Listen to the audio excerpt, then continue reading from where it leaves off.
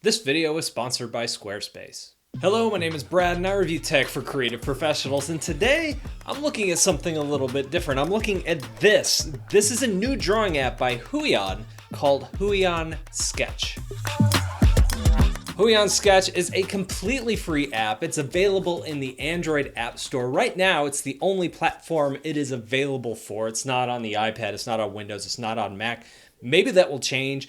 And overall, I expected something incredibly basic, but there are way more tools here than I ever expected. So we're gonna dive in and let's take a look at it. So why is Huion making software? When I start to think about it, it actually makes quite a bit of sense. They're already in the drawing space as it is, and if you look at some of their tablets that they released over the last year, like the HS610 I reviewed last year around this time, they've already been dabbling in Android in different ways. Obviously, the HS610 is a piece of hardware, but the cool feature it added was the ability to connect it to an Android phone or tablet and then directly draw on that phone or tablet. And one of the things that the Android ecosystem has been missing is really good software. There are some decent drawing apps out there, but nothing has really stood out. If you compare it to what's on the desktop or even some of the newer stuff on the iPad, there's just a lot of room for improvement in that space. Now, before I get too deep, I want to thank today's sponsor, Squarespace. From websites to online stores to marketing tools and analytics, Squarespace is the all-in-one platform to build a beautiful online presence and run your business. I keep finding new features every time I look under the hood. There's an entire section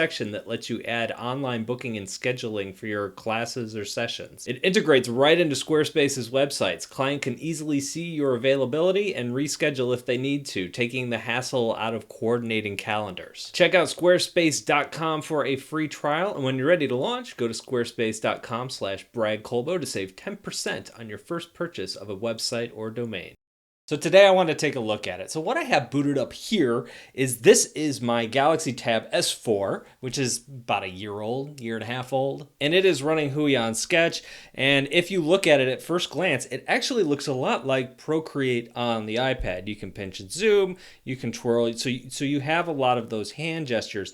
Not all the hand gestures, but a handful of them. One thing it does not do is change orientations. It's meant to be set like this, and just ignore the pens here. I keep those to keep the light glare off the tablet screen, which we can now see beautifully along the top. But when you look at it in this orientation, you can see that over on the left-hand side, you can change the size of the brush that you're using. You can change the opacity of the brush that you're using. These are the same exact controls that you're gonna find in Procreate. Over here on the upper left-hand corner, you can go back to your gallery. And then over here in this corner, we have our brushes, our eraser, our layers, that was a color palette, our layers, and also our color palette. So again, this looks very similar to Procreate in the way that it's laid out. Now, if you're hoping for an amazing drawing app that's gonna replace whatever you're using on Android currently, I don't know if this is it. This is pretty good. I think for a first iteration, it's halfway decent, but there's a lot of things that they can still add to it. One, my favorite thing on any drawing application is the ability to two-finger tap to undo. That's not available here. You have to go down to this icon, but the brushes are coming along pretty well. For example, you have your pencil, and within pencil, you have these sub-pencils. So if you want to go with a harder pencil, that's an option available to you, or maybe that was softer pencils. Sometimes I get these confused. Yeah, 8H is harder, 8B would be a softer pencil, so let's come in here and you can see the difference in those right away. So that has like these sub pencils in it. Some of them don't, most of these don't actually. Like the fountain pen is just a very basic, let me come in here and draw with the fountain pen. Obviously we have things like markers, ballpoint pens, you get the idea, airbrushes. You might be wondering, what is a leaf? That's like this color shapey tool. So if I wanted to draw in a shape and have it fill as I go, you can do that as well. I'm gonna undo all my lines here. But one thing about these brushes is that there aren't a lot of ways to customize them and change them. Obviously you can change the size over here on the side and the opacity. So if I wanted to make it, I went too far there, if I wanted to make it lighter and that sort of thing. But that's about it. You can't like double tap on these, jump to a screen, go in, modify the brushes, the way they flow, the texture and that sort of thing.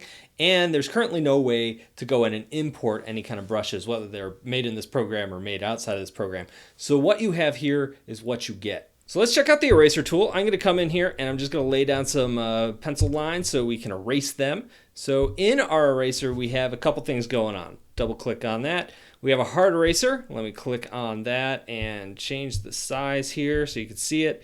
And that just basically erases with a hard edge, with a nice clean edge. There's the soft eraser, which is kind of like almost like an airbrush eraser. Let me come in here and you can see that kind of gives you a softer edge on your erase. And then there's the leaf eraser, which looks like that leaf brush that we were using where I could draw a shape. Here we go, draw a shape, and it erases that out. One thing I have noticed about this is that one thing I like about drawing applications from a UX, UI standpoint is when you select a brush and you start drawing, this doesn't start drawing. You first have to click off this menu and then you start drawing. So that's something I'm not quite used to yet, something I like in a lot of other drawing applications that this doesn't have yet. It's not a game breaker, but it's a nice little UI thing. Obviously we have layers over here, pretty self-explanatory. The eye turns it off, the lock locks it, so you can't draw on it. What options do we have? If you double click on it, I have to change the orientation again so you can see this. We have some basic stuff that you'd expect. We can copy it, merge all the layers. We can clear the layer lock